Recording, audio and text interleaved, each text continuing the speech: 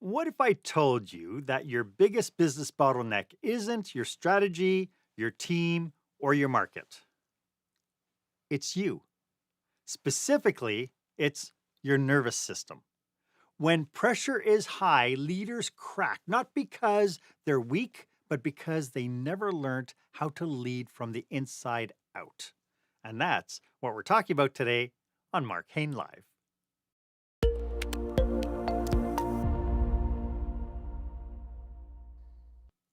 Welcome to this episode of Marc Haine Live. Of course, this is where small business owners and entrepreneurs develop new skills to help them create the jaw-dropping, show-stopping experience that their customers and their employees deserve.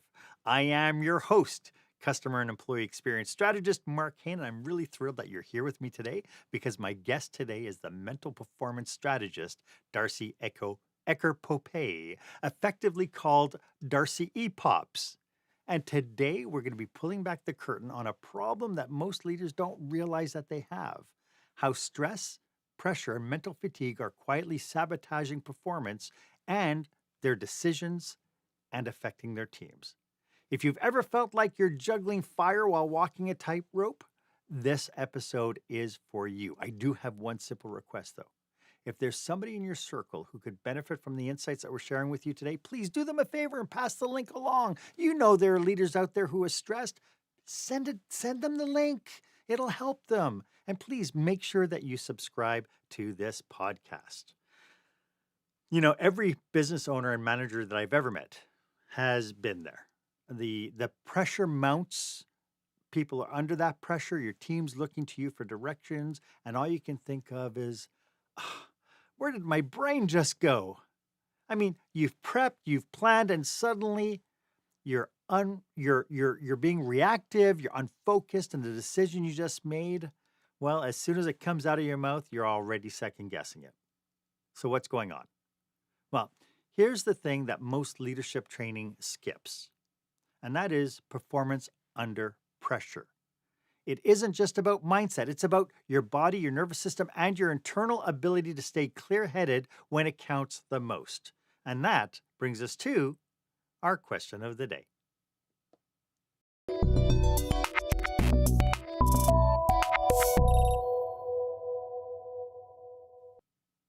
So, as a leader, are you showing up with clarity and calm, or are you accidentally becoming the source of the stress and the confusion within your team? I'd love for you to have your voice. Why don't you go ahead, share the link to this episode on your favorite social media platform, hashtag it experience leadership, and be part of this conversation. I'd love to hear your comments about what you're learning today. As I mentioned, my guest today is the mental performance strategist with the world's longest name. Well, not really. Darci Ecker-Popiel, or as her clients and fans call her, Darci EPOPS. Darci blends neuroscience, somatic awareness, and real-world leadership coaching to help business operators and managers lead under pressure without falling apart under it. She's a former elite equestrian athlete, a parent, a coach, an educator, and a science nerd with a practical streak. Her approach isn't just grounded in research, it's battle-tested in high-stakes environments because, of course, when you're on a horse, you can fall off and get hurt. Darci, welcome to the show. Thank you, Mark. I'm so happy to be here. And it's true, we don't want to fall off. You don't want to fall off. And is it true that horses sense your stress? 100%. Yeah, 100%. That's why I think nervous system work is really, really important. They very much pick up on our energy. You can get out of your car, having had a horrible day at work, and go stalking across the field to catch your horse, and your horse takes one look at you and goes, goodbye. And the next day it comes to meet you. Like they sense our energy from so far away that we're not even aware of it. So learning how to pay attention to what's happening for my self chatter, what's happening in my nervous system, how do I reset? It's the same thing I tell my clients before you catch a horse, as I tell the people that I work with that are in business. How do you reset so that you don't trigger your team? We have all walked into a room and we know that it was really loud and there was something going on before we ever got there. We sense energy too.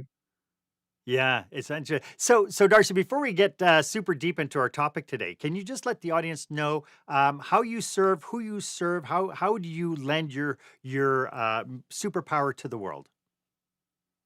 Mm.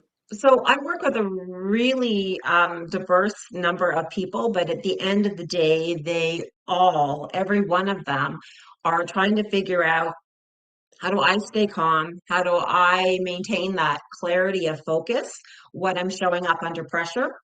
For me and for the people that I'm serving and the people that are part of my team. Because the reality is, if I'm not okay, just like walking into that room and knowing something was wrong, if I'm not okay, my words don't match, my body language, my energy, what's happening here and here, I can bring my team down or make them erratic, distracted so easily. So as a result, I have a really large, very diverse number of people who come to just figure out, with a little bit of knowledge and learning about how these things work and some tools to help them to reset so they bring their best. So the people that they serve and people they lead, we all can bring our best. So I'm interested in for the normal Joe out there, what does poor performance under pressure look like inside an organization when people are manifesting kind Mm, of this stuff? yeah, yeah. It's not approachable. It's a lack of listening. So I'm not actually hearing what people need from me.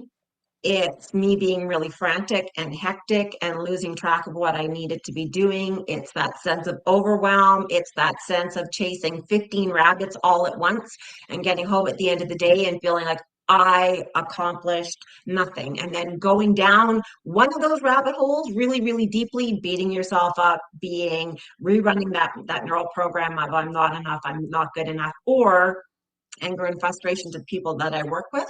And then I bring it back the next day. And so it becomes this really, literally, it's this horrible spiral in the wrong direction. But that rush up, and the thing that's really crazy, we get addicted to those chemicals of stress, and people don't even realize.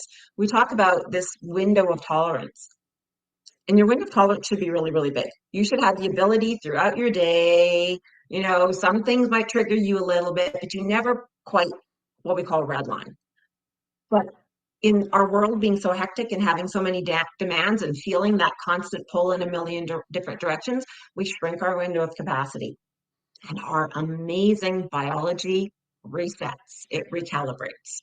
And so now I have no room to move before I either feel the sense of defeat, give up, or this amped, frantic, distracted, going a million different directions energy that happens to us when stuff just isn't quite on track and we don't know how to reset.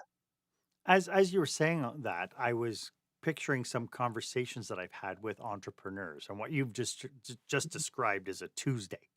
But people have kind of they tell themselves stories that, oh, it's the industry we're in, it's it's just the nature of the beast.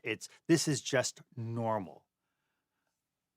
How then do they turn around? How do they self-check to realize, wait a second, this isn't normal just because that's the way you've experienced the last 20 years with the stress, the ups Mm, and downs and the yeah. performance anxieties and the stress of, waking up at 3 o'clock in the morning with, some massive problem.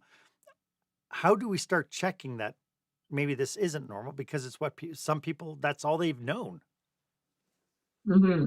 So there's several different ways to come at it. Number one, I think our biggest struggle is we don't take care of those basic self-care things, which puts my body into a state of anxiety. So what's my rest like? What's my hydration like? What's my nutrition like? All of those pieces, they really matter. They are the pyramid for everything that you bring. And the more we feel like the world is crashing down around us, the more we compromise on those things. And the more we compromise on those things, the more we shrink our window of tolerance. And we feel like, I don't have time. Where on earth would I fit that in? You don't have to do all of them at once. Pick one or two to start taking better care of yourself, because your resilience is literally depends on your ability to care for yourself. So that all of those pieces are one of the places that we go.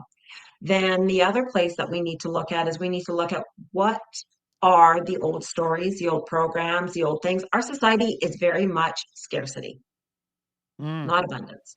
yes. But if we go, but if you do a general Google search and you look at even a lot of, stock stuff that's going on right now in the province of Alberta, we and Ontario and Quebec here in Canada, we have had these gains in employment. Like literally, it is our brain goes to scarcity. All the news we get is scarcity, and we are wired for scarcity. It is literally a survival mechanism, but it doesn't serve us. So it's finding out how does my mindset literally run those old programs that I probably learned in childhood and that are perpetuated in our society and on news broadcasts and all the rest of it.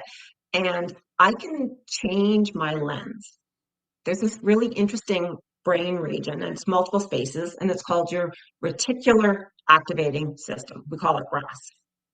And basically, it sort of acts like a spotlight. So if you decided tomorrow you wanted to buy a red Toyota of some sort, all of a sudden you notice where are all these red Toyotas coming from? That is your reticular activating system. Whatever you decide is important, matters, your brain will show you more of that. And so as a result, if I am in scarcity mindset, I'm thinking failure, there's not enough, all these businesses are crashing around me. Yes, that's true. Some businesses are crashing around you, but that does not need to be you because we know for a fact our economy is not doing as badly as we feared it would be. Mhm. So, how do I intentionally shift my focus and look for those small wins and look for those small successes and stay in my lane? So it's so That easy. It's like, so that business failed, but it's a printing business. Um, the reality is we don't need as many printing businesses as we needed anymore. Our world has changed, but there's lots of other things that are flourishing. yeah. So it's making sure that you're paying attention to what are you doing that is serving a need and focus on your wins and don't go looking for other people's failures. It's just so easy to get spiraling. So those are two of the three things we can look at. There's so many different ways. It very much is this individual thing for you as an individual. Where are you getting stuck? Are you taking lousy care of yourself? Are you rerunning old programs? Are you stuck in that scarcity mindset? Because your mindset is the thing the information comes into your brain, right? Toyota. Then you process it and you look at it from a certain perspective. Oh, well, there's more of them. So maybe I could look at use now, or you start looking for other possibilities and other opportunities. And then the third thing is, that how does that affect your sense of nervous system? Well, there's more out there than I thought. And I've got more possible paths and possible ways I can pursue this. And now I don't feel so scarce. I don't feel so trapped and so stuck.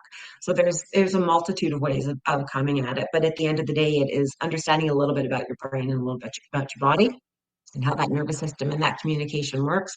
And then how can I use those tools? Because there's lots of tools we can talk about to start to reset those things and just feel like I feel grateful for the fact that there are opportunities out there. I just have to look for them. But I don't look for them from scarcity. I look for them as a sense of optimism, hope, and opportunity.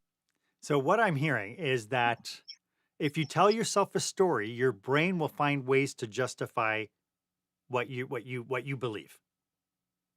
Yeah, quite So simply. so Yeah. if you believe that none of your staff take initiative, every single time that you see that there's a lack of initiative, you're going to just justify and prove to yourself, see, I knew it. Nobody's taking initiative. But when you see Mhm. when there is initiative being taken, because you're so blinded by that scarcity mindset, you're in no place to be able to actually recognize that it's happening. Is that fair? And and yeah, absolutely. And then if we go back to that energy piece, what do you bring to your staff? Mm, yes, Right. absolutely. Whereas Yep. if I am looking for small wins, small successes. Who's taking initiative? Who's doing well? Who just needs me to make suggestions so they can start to build their confidence so they start to move down that path even more? So, what's the Right. energy I'm bringing to them? Yeah. How is Yeah. my reticular activating system looking for failures and struggles and roadblocks? How is that translating to everybody that I interact with? I love that. So now that we've adequately designed, kind of discussed kind of what the problem is, and I think we've done a really good job that if you're watching this and you're going, oh my goodness, she just described some of my reality, then we know we've done the Mhm. job. If we haven't at this junction, keep tuning in because we're going to be talking about some solutions. I'd like to get into, you mentioned that there's some tools that we can use, and I'd like to delve into them right after this.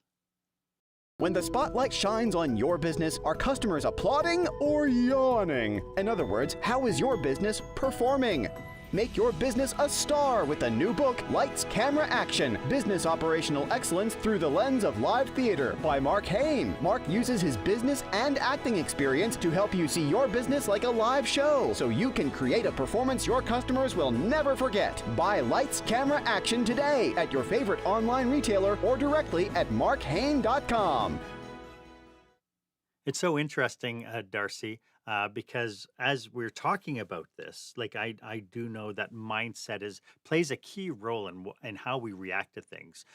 Is it like the way that I've learned about mindset is that how with mindset, our thoughts, our feelings control together. And then because of that, we end up with actions that we do. So, for instance, if we're trying to get new clients, after we keep seeing failure, failure, failure, the thought in our head is this is not working.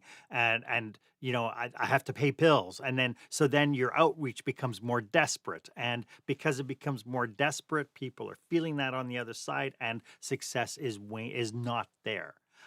So, is it fair to say that this is kind of a key metric that we can test against as far as where our brain is and how we're processing information? 100%. So we look at Jaeger, Dweck, Daniel Amen's research, all of it tells us as mammals, as human beings specifically, I guess, we've got this really interesting thing that's happening in our brain. 70 to 90% of our thoughts run on loop, right? So over and over and over, same stories. And then let's add to that the next piece we know from neuroscience research of that 70 to 90% of your thoughts that are really repetitive, a minimum of 70% of them have a negativity bias. They are negative. They are not helpful. They are not positive. They are not neutral. They are doom and gloom and blah and terrible and awful. And so when we know that, it becomes so important for us to acknowledge the fact that that is my default program. But just like everybody upgrades their tech and all the rest of it on a regular basis, our brains have this capacity we call neuroplasticity, which means with some intentional work, I can create new pathways. So you have cells in your brain that are called neurons. And if I stop using them, just like a trail in the woods, they wither and die. They get overgrown and nobody even sees that path anymore. But just like a trail in the woods, initially it takes a little bit of work to start to clear it out for us to start to grow some neurons and some new pathways and new ways of being. So it's not a one and done and simple thing. It takes some practice. But it is really interesting to know that that negativity bias is not my entire existence. I can make some changes and with some specific tools and some intentional practice, just catching that negative thought, just catching. It's like, okay, so this deal didn't go well. Instead of getting stuck in this, it didn't go well, it's going to be terrible. Get curious and say, okay, so where did that flip? Was it my energy chasing that desperation, chasing them away? Was it that I wasn't actually engaged in listening? Because one of the things that happens when we get emotionally hijacked, when those chemicals get really, really amped up in our body, our thinking part of our brain, our problem solving part of our brain, we call it our prefrontal cortex, it goes offline. And so I can't even access all the tools and resources that I've got. One of the other things that's really interesting is our auditory cortex, our ability to hear things goes offline. So I don't even hear the tone in voice. I don't even hear the little questions, the little raises in even how somebody is articulating something. It's like, oh, there's actually a question in there. There's actually something I can dig into there. And then the third piece that happens when we get hijacked is we get what we call a soda straw view of the world. And I don't see peripherally what's going on around me. I don't see that other people of the team might be having body language that's shifting and things like that. I get so zoned in. So to recognize we are getting amygdala hijack, which is literally my nervous system and my brain have gone into, oh, and it's fight, flight, freeze.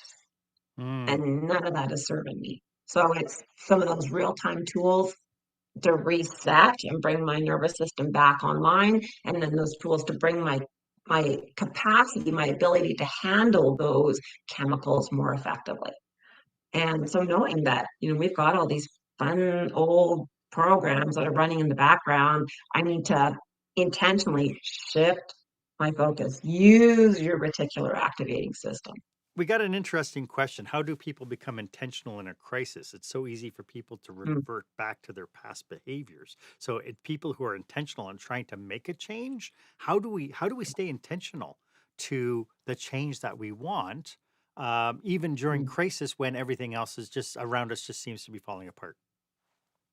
Yeah. So it's really interesting to note that when this brain actually has gone offline, when we've hit hijack, it takes a minimum of intentional 90 seconds intentional for some of those chemicals to start to dissipate and come back down so I can start to think again. So I'm going to talk to you about some tools you can use for that.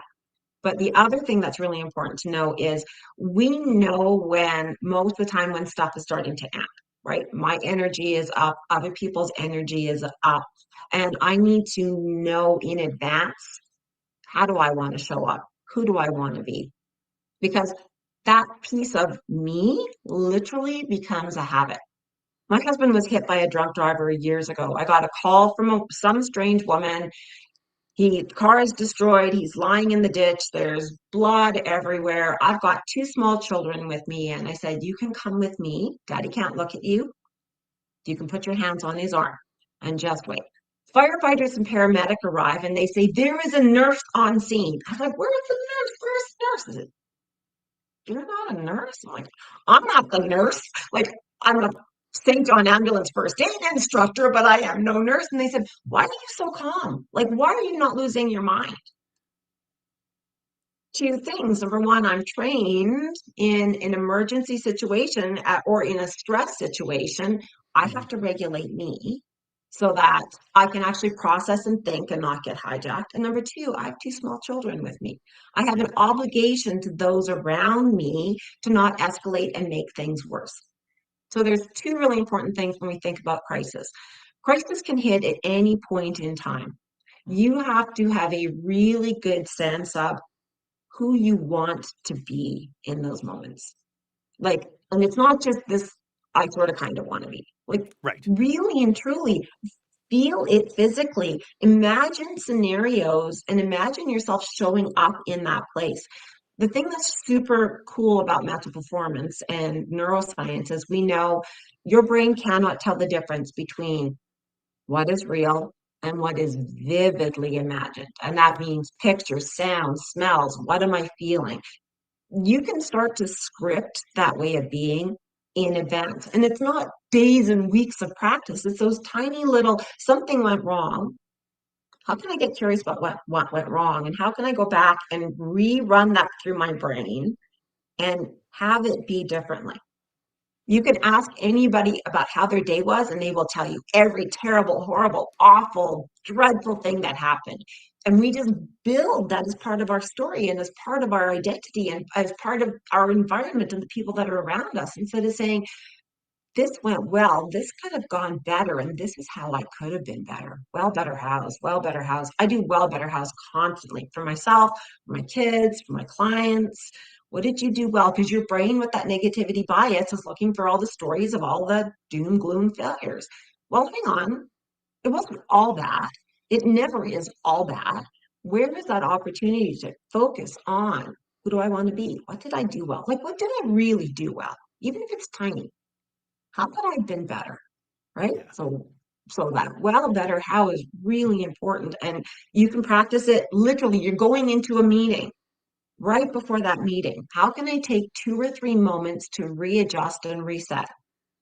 When I was doing a bunch of counseling work, one of the really big things they teach you is before you shift to a new client, how do you reset? How do you make sure you show up for your next person as the best version of you? So you just had some massive blow up with some terrible customer. I want to bring that to the next person. How do I reset? Yeah, or a And fight with a what's the spouse, or best a fight with version? a teenager, or just any number of things that can affect us mentally. Darci, this is really fascinating. For the people tuning in who want to connect with you, how can people reach you? Probably the easiest way is to head to my website, which is epopsperformance.com. Okay. And then, yeah, they can find me there and find out a little bit about some of my services. And yeah, it's probably the easiest. I'm on LinkedIn. I'm on for various social media channels. But Okay. if somebody was like really wanting to reach out and kind of and make some changes, LinkedIn's great and the webpage is great. Okay, so we'll put all those links in the show notes so people can have access to it. So let's talk about some tools. We've done a really good job kind of describing kind of what the symptoms of what we're seeing in our world. We talked about kind of what we hope the outcomes are going to be, future focused. How do we get there? What are some simple tools that we can use to kind of reset ourselves and kind of reprogram our brains? Right. Okay. So we know brain and nervous system, brain and body are constantly communicating with one another, and they communicate with chemicals. Your brain does not know the real world. It only knows the data that is processed that causes some sort of chemical reaction. It's light, it's sound, it's chemicals. We are basically a big sack of chemistry and electricity. And so when things start to go wrong, one of the very first indicators for most people is either rapid self chatter or they get panicky and they feel like they can't catch their breath or they feel sick to their stomach. Those are the three big things that really happen. So we know we are beyond our window of tolerance and we're starting to redline. Really awesome reset. Recognizing none of these change things drastically. My goal is to just get back down into my window, not be out of my window. So, an awesome, fabulous start tool is breathing. And some people say, just breathe, don't forget to breathe. But that's actually not super useful information because if you stay chest breathing keeps you in your stress system. So, if you think about your nervous system, it's like a teeter totter. And throughout your day, you're a little bit in your stress system, and then you're bored or you're relaxed or you're chilled, and your teeter-totter nervous system says do this all day. When you start to get into your stress system and you get stuck there and you are chest breathing, your brain is going a million miles an hour. Maybe you're feeling nauseous or clenched on stomach and tight. You are trying to send a message to your nervous system that we're actually not in fight, flight, freeze. I actually can calm down and start to think a bit. So if you put your hand on your chest and your hand on your stomach and you breathe, where do you breathe most of the time? And the vast majority of us are chest breathers. What happens? My diaphragm stays trapped. It gives my heart very little room to move. There are some fabulous videos out there where you can literally watch this happen. And so if I can start to belly breathe, so ideally in through my nose, because then I get this other thing that's called nitric oxide, which is a really important building block for other feel good chemicals. So if I can teach myself when I'm feeling nervous, inhale, belly breath, long exhale. Dr. Andrew Huberman did a really interesting study during COVID. He gave everybody these wearable devices that I would say 90% of the people I work have some sort of a wearable, and it gives you real-time data about what's going on. And he found that the more people, when they were feeling stressed and amped, when they actually were practicing this, he said we could watch them starting to come back to baseline. So those belly breaths, long exhale, it takes 2 or 3 for your carbon dioxide to decrease and your oxygen to increase. And the thing that's really interesting, when carbon dioxide builds up, your brain says, okay, we don't have enough oxygen. That means we are either running like crazy, running out of oxygen, fighting like fiends, running out of oxygen, or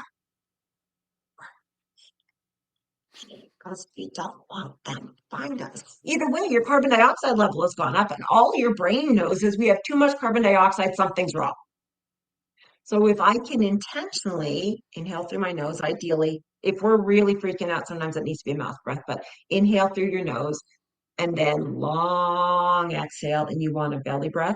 It takes 3 or 4 of those to ever so slightly bring you from red line down. So that's a really quick and dirty, fast way to reset. So just telling somebody, don't forget to breathe.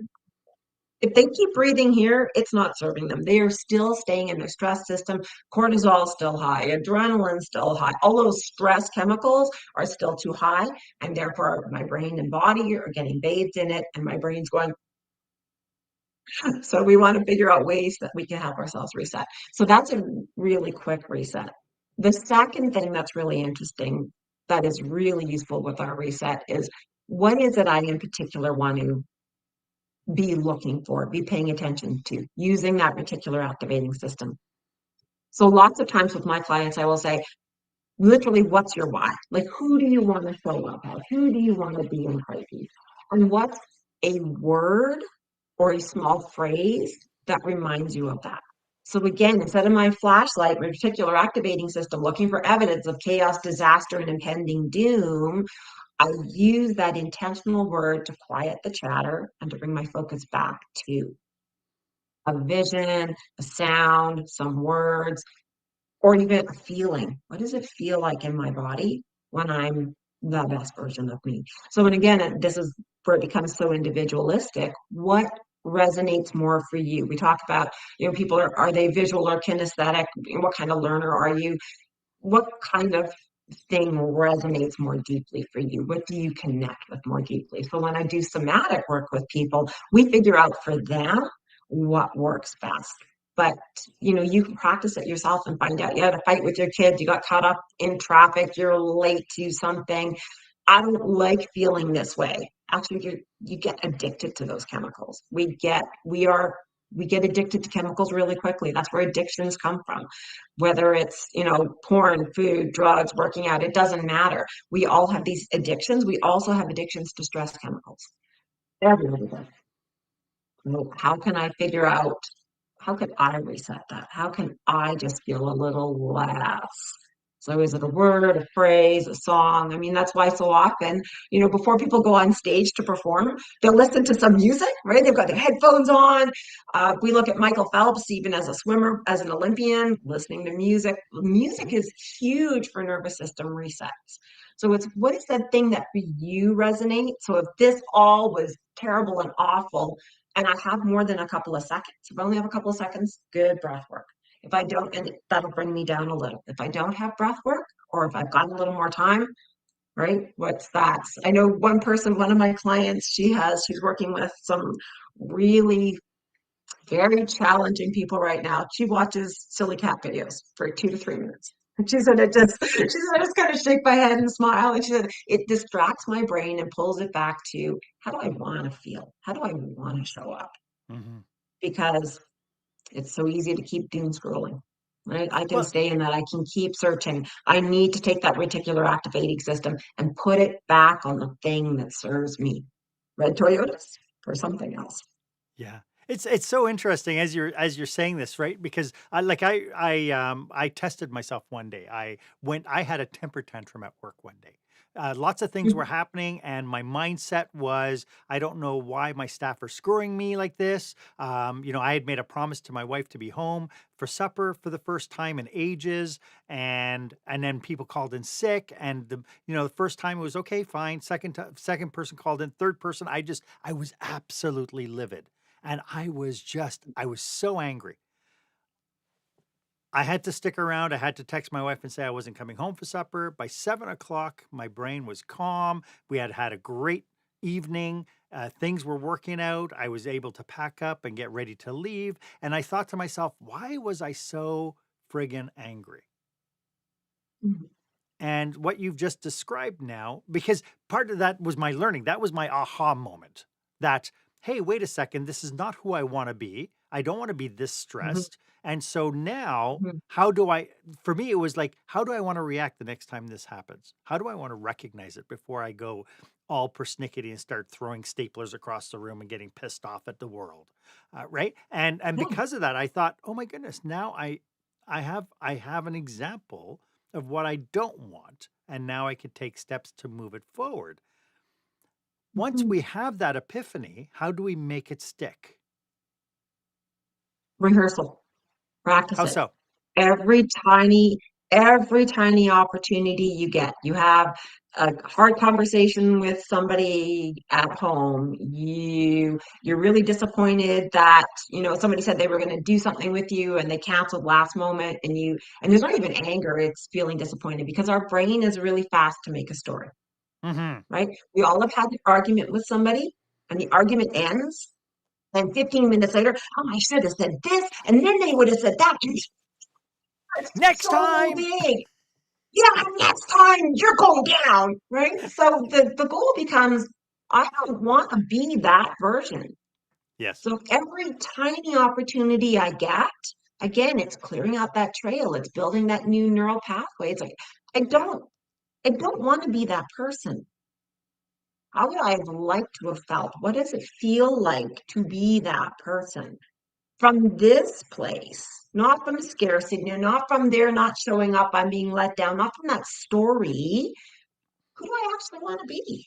And if Hmm. we take those tiny little micro moments, and there are so many in our day, there are Yes. so many in our day, just building an awareness up. And when you do a good job, also take a moment and say, oh, that was good. That's who I want to be. Because again, that negativity bias, your brain will brush it by. Everybody keeps lifting the bar on their goals and stop, just stop. Acknowledge what you did well, what you are proud of, what you feel content with. Because again, that's your reticular activating system. Ah, that's who I want to be. I did it in that moment. Could I have done it better? Probably, but I can think about that in a minute. This was good.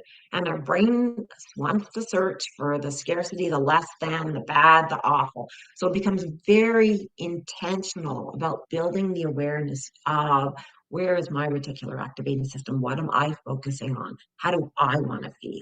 Yeah. And when are those moments when I can? Because the more you give yourself evidence you can, the easier it gets. When we get into kerfuffles with other people, we tend Mhm. to start blaming people, right? We start going, "This is the Mhm. way they treated me." I mean, you look at just the propensity of like angry drivers, right? Driver like road rage. Uh, How important is it for us to start looking at the other person and questioning intent? Or can we do that because that's a logical step, right? If we're in an emotional step, can we even get there? Mhm. Mhm. Yeah, I think the thing that we struggle with is um, we call it's a fallacy that I can have any clue what somebody else is what is happening in their day. I have no clue with what happened to them. I remember getting on the bus coming back from the university. It was late at night. I was really tired. A man got on the bus with these two little kids. They were messy, disheveled, noisy, emotional. And I was like, what is this man doing out this late with his two children? They're Mhm. obviously hungry. They're past bedtime, right? So all of this pointing fingers and assigning intent to him before he gets off the bus. He said, and this for me, literally, I will keep this in my brain for the rest of my life. He said, I am so sorry. I know my kids were really misbehaving. Their mom is in the hospital. She's not doing well. We stayed way past visiting hours today. Mhm. And I was like, I thought, you are a judgmental, insert bad word to myself, because Mhm. this was a man doing the best he could. And I think that's something we forget. Nobody intentionally shows up as their worst. It is based on the resources that they have. So Yes. how can I make sure I'm filling their bucket, I'm building their toolbox rather than running the story of they did it on purpose, they're just idiots, all of that stuff, that negativity bias our brain goes to, right? I love that. And now I it's less for me because they didn't pull theirs. Right. And that testing, being able to test against it all the time, because it's not until we get additional information that we actually become aware of it, right? And then we feel, to your Mhm. point, we feel the fool, because it's like, oh my Yeah. goodness, why did I assume this, the worst? And I really love what Mhm. you said about nobody shows up with the intent to be bad, right? Yeah. To Nobody shows Yeah. up to intentionally be a slacker at work. Nobody shows up intentionally with not wanting to do the best they possibly can. If that's what's happening, it's because somewhere along the way they're lacking resources to help them forward, right? And that's a Mhm. leadership And thing. That's sometimes, not a them thing. yeah, and sometimes that lack, those missing skills are not just missing skills in their professional capacity. Sometimes those are missing skills literally. No one demonstrated emotional resilience. No one demonstrated self-regulation. No one demonstrated Right. taking initiative. Like they don't have that skill set. So it really depends on who are the people you're working with, what does your clientele look like, all of those things. So you really, as the leader, your job is to get really curious about where are the holes in their buckets. Why Yes. is this leaking? Like I think I'm teaching them and I'm showing them, and obviously it's going in one ear and out the other. So how do I make sure that I do the best I can to support them? I'm not dropping my expectations. I don't have lesser expectations of the people I work for. I have a greater expectation of myself to make sure that they have the tools that they can actually show up and do it. And if they really and truly don't, then they're not a fit for me. Yeah. But And if that's, I'm showing up and bringing the best I can, then in my 30 years of in hospitality, the one tagline that's I created was "Dare to lead with love and kindness first."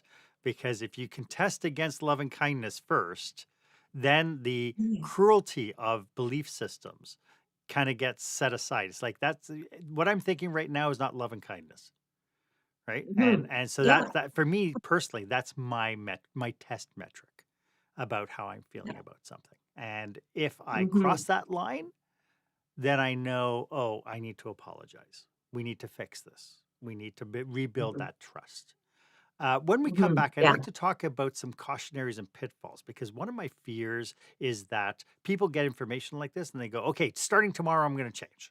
And then before you know it, we're right back to where we are. So we'll get to that right after this. When you're delivering an important speech to a huge audience, it's easy to lose your place or go way over time. Give yourself an advantage with the Pro Speaker Presentation Speech Timer app. No more checking your watch or calling for time. The Pro Speaker Presentation Speech Timer app keeps you on track with easy-to-see timers, even changing color for visual prompts during your speech. And you can set audio cues to practice, or set it to vibrate so you don't even have to look. Be the pro you know you are. Download the app at speakerpresentationtimer.com. Welcome back. Just so you know, the ads for the Presentation Speaker app is a constant ad I have on this channel. It's an app that I created for professional speakers. I've just released a whole new version of it, so go and check it out. You can go to my website for more information about that. But having said that, today's discussion has, it's given me goosebump moments. I don't know about you. And so I hope you're getting lots from it. As you can tell from our discussion today, you can tell that Darci and I are deeply dedicated to supporting business leaders just like you. So if you're in the midst of planning a leadership retreat, an industry conference, and you're looking for some amazing content, or maybe you just need some expert guidance, we're just a message away Feel free to reach out to us for a conversation about your unique challenges or to discuss how we can collaborate to achieve your goals. Our contact information is in the show notes. Don't be shy. Just don't be shy. So, Darci, if somebody's listening right now and they're realizing that their responses have been less than stellar, are there any Mhm. pitfalls they should be aware of as they try to instigate change? In all things, go slowly. And I think the place always to start is, for me, how full is my bucket? How compassionate am I for myself? Because if I am abrupt and fast, if I have these unrealistic expectations of what I'm capable of doing, I have already literally destroyed the pyramid that I want to build up to the top. If you think about Maslow, right? We think about Maslow and his hierarchy of needs, that very base of that pyramid, to get to the top, the best version of me, I have to take care of each of these steps. And if I fail on this step, I'm going to tumble back down until I take care of that one to move back up. So I think those basic things of rest and hydration and nutrition and movement as best you can. I mean, again, having unrealistic expectations about doing it all that already shrinks your window of tolerance again. So what's the one thing for myself that I can commit to that I can do a better job? Show myself some self-compassion. And then the next thing that I think is really important is get curious, not furious. We get so mad and so negative and just it's doom and gloom. I wonder why that happened. I wonder how would it have felt if I would have. So I think in at the moment of closure, get curious. What's the one thing? What's the one thing I wish I would have done? And can I redo it in my brain? Like literally with the feelings, with the body, with the posture. Can I redo it in my brain? And it's seconds or moments to rerun it. So yeah, that would have felt better. That would have been, that's the way I could have done it. And the other thing I think that's super interesting is at the end of your day or at the start of your day, get clear on what you want for tomorrow. Well, I better love that. how, start, stop, continue. Yeah. Just it doesn't need to be huge, but it needs to be these little tiny reminders throughout my day. At the end of my day, what did I do well? What could I have done better? How could I have done it? Or for tomorrow, what do I want to start doing? What do I want to stop doing? And what do I want to continue doing? Because tomorrow starts tonight. I love So that. it's 2 or 3 minutes. And the visualization component is a perfect time at the end of the day, right? When you're knowing that you're going into I have a prospecting meeting, or I have a negotiation, or I have a discipline action that I'm doing with one of my staff members. Being able to take a Mhm. quiet moment before going to sleep and saying, let me play this out now for the best possible outcome. Awesome. Athletes do it all of the time. Top Yeah. performers before they go on stage do it frequently. Like this isn't about me. This is about me being my best for those I lead or serve. Yeah. So Yeah. how do I make sure I do that? And it doesn't need to be big. It's those constant small. I'm letting this old version prune and fall away and growing this version. Tiny little Love that. pieces. Otherwise it's overwhelming and we give up. This has been such a great conversation, Darci. Do you have any last thoughts about what we've been talking about today? Um, So many, but I think the best one to end it on is make sure you take time at the end of your day to pay attention to what went well, because your brain will shine a flashlight, reticular activating system, on every failure, struggle, shortcoming, every person who got in your way or was a roadblock or was your brain will remember. Most of who we are is a habit. 70 to 90% of our thoughts, which govern what I do, are repeated. So I can take a couple of moments at the end of my day to say, this is who I want to be, this is how I want to feel, and this is what I want to bring to the people around me. How can I show up as that tomorrow? Plan in advance, just like before crises, right? We know, usually we know something's going to happen. We just don't know how big it's going to be. We don't want to be in that moment. I love that. Tiny, frequent check-ins. Darci, thank you so much for doing this with us today. I really appreciate your Pleasure. expertise and your passion for this. It has been brilliant. Thank you so much. You're so welcome. Why don't you let me know if this was of value to you? As always, my offer stands. If you'd like 30 minutes of my time to help you brainstorm your business with you and your team, feel free to book yourself on my online calendar. The link is down below in the show notes. It's the one that's marked meetwith.markhaine.com. Really, really easy. It would be my honor to be of service to you. And while you're at it, why don't you leave a comment or review about this episode? I'd love to get your feedback. Was this of value to you? What was the big nugget you took away from today? And if you haven't done so yet, please make sure that you subscribe to this podcast. That way you get the notification each week when I bring you fresh new experts just like Darci today. Thank you so much for joining me today. My name is Marc Haine. I hope you stay safe, stay healthy, and I hope you dare to be the exception. Bye for now.